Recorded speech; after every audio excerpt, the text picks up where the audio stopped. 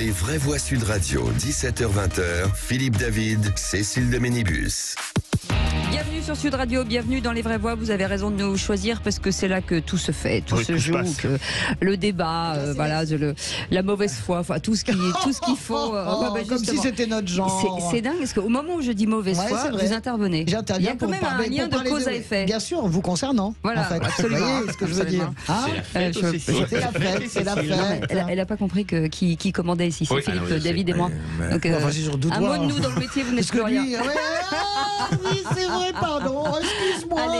Excuse-moi. Allez, bienvenue. Elle te cherche, Philippe. Oui. Mais il y a le match. Oui, mais il y a le match. Là, il est en décompression. Là, ça va, mon bichon. Ça va. Qui sera le nouveau président des Républicains entre Éric Ciotti, Aurélien Pradié et Bruno Retailleau? C'est le 3 décembre prochain, battu en 2012, 2017 et 2022. Je rappelle le score, tout le monde le connaît, mais 4,7% pour Valérie Pécresse. Les Républicains peuvent-ils revenir au pouvoir? Eh bien, pour l'instant, vous dites non à 81%. Et on va en parler avec vous, justement. Et notre invité, Benjamin Morel, docteur en sciences politiques et maître de conférences en droit public à Paris 2. Bonsoir. Bonsoir. On va faire un tour de table des vraies voix et on va voir votre réaction. Philippe Bilger, vous croyez que les LR peuvent revenir au pouvoir ou pas? Bien sûr. Un jour, donc vous faites partie des 19%. Bien sûr. Alors, entendons-nous, pas maintenant, pas forcément en 2027. Mais on annonce depuis tant d'années que les Républicains sont morts, qu'ils sont moribonds, que, mon Dieu, j'aimerais bien être dans quelques années un mourant aussi bien portant. En réalité, ils ont des problèmes, mais j'espère pour ma part que la droite qu'on qualifie de républicaine pour aller vite, aura en décembre un président digne de ce nom. Et je ne l'ai jamais caché, j'espère que Bruno Retailleau sera cet homme-là, parce qu'il est le seul, à mon avis, à avoir une conception globale et culturelle de la droite et qu'il ne la réduit pas aux régaliens ou à des sujets comme ceux qu'Éric Ciotti cultive. J'espère qu'Éric Ciotti ne sera pas seulement battu à cause des histoires qui miraculeusement sortent sur son épouse, et que Bruno Retailleau l'emportera à la régulière. Juste avant de Françoise, un petit message de Jackie qui nous dit: tout est possible, les Républicains doivent faire confiance à leur nouvelle génération de cadres, s'écarter de tout conseil de ceux qui ont échoué. Leur réussite repose sur la compréhension des mots d'aujourd'hui en métropole et en outre-mer. Françoise Debois. Je regarde Aurélien Taché avec un certain intérêt parce que Aurélien Pradié et Taché, c'est pas le même. C'est pas les mêmes Auréliens. À la foire, tous les ânes ne s'appellent pas Martin. Et donc, tout ça pour dire que je regarde Aurélien Pradié avec intérêt. Je l'ai écouté hier. On voit bien ce qu'il essaie de chercher, une droite populaire, avec un petit côté séguiniste aussi parfois, tout en se défendant d'être laxiste sur quoi que ce soit. Donc, peut-être que Aurélien Pradié, en tout cas, me semble avoir un bel avenir chez les Républicains. Moi, je crois tout à fait que les Républicains peuvent revenir. Vous dites 2027, je crois, oui, 2027, parce qu'ils ont un choix historique à faire aujourd'hui.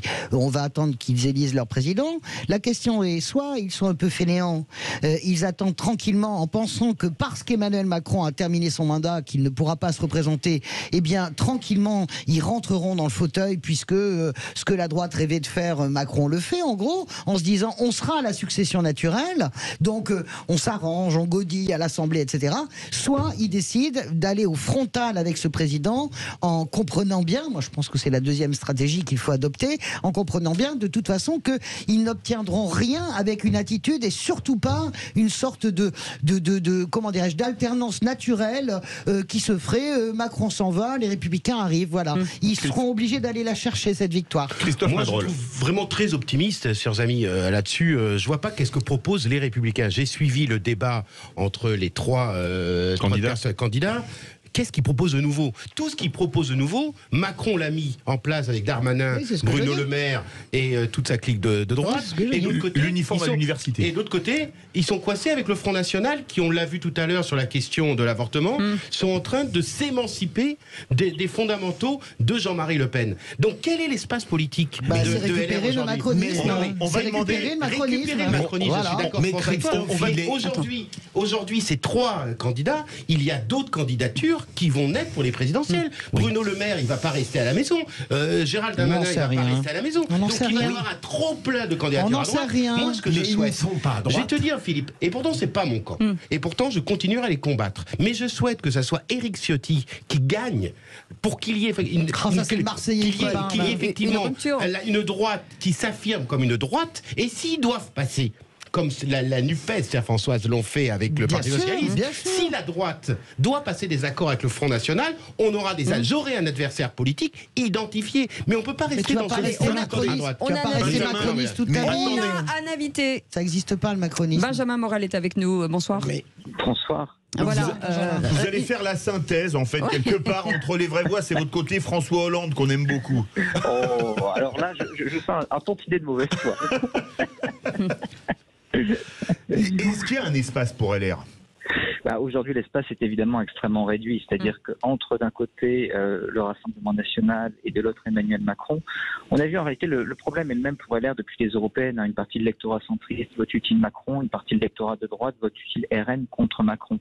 Donc tant que vous avez cette configuration-là, il est excessivement difficile d'exister.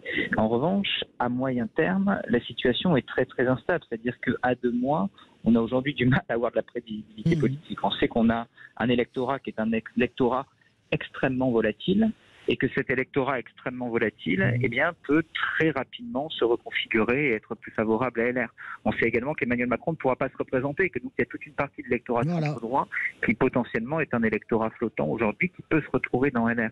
Il y a quand même une difficulté majeure pour LR, parlant de l'espace politique, c'est que on a un parti, et le débat d'hier l'a encore montré, à l'exception peut-être un peu d'Aurélien Pradier, est sur une logique plutôt très libérale. Et cette logique plutôt très libérale, c'est que, aujourd'hui, il est en porte-à-faux avec une partie de l'électorat qui, en période de crise, est plutôt en demande de protection. Alors ça peut s'inverser, c'est-à-dire que d'ici 5 ans, il y a la possibilité qu'on ait des transformations de paradigme, mais néanmoins, à ce stade-là, ça coupe ce parti d'une grande partie de l'électorat populaire qui est, lors des présidentielles notamment, la ressource des partis qui arrivent à avoir une forme de dynamique. Ça sert LR pour les élections intermédiaires, notamment pour les élections locales, mais pour une élection nationale, c'est encore un parti qui apparaît assez peu en adéquation avec l'état actuel de l'électorat. Ouais, je suis d'accord avec ce que vous dites, Benjamin. C'est pour ça que je saluais, je soulignais les propos de Pradier qui se positionne comme presque un gaulliste social. Hier, j'entendais presque Philippe Séguin. Alors, Philippe Séguin, on va chercher. François Fillon l'a été aussi. Donc, mais je suis d'accord absolument avec vous. Et d'ailleurs, vous avez vu le piège politique s'est refermé avec Marine Le Pen qui dit le social, c'est moi.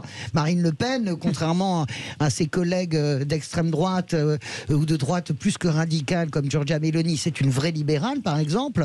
Orban est un vrai libéral, Marine Le Pen ne s'est jamais inscrite. Zemmour est un vrai libéral, 100% libéral. Marine Le Pen ne s'inscrit pas, si vous voulez, dans ce libéralisme-là parce qu'elle a bien compris que politiquement et électoralement ça fonctionne pas à droite. Christophe, j'aimerais, vous avez évidemment tout à l'heure avec Lucie, non, à mon avis avec finesse développé la thèse qu'il n'y avait pas d'espace pour les Républicains entre le Rassemblement national et le macronisme.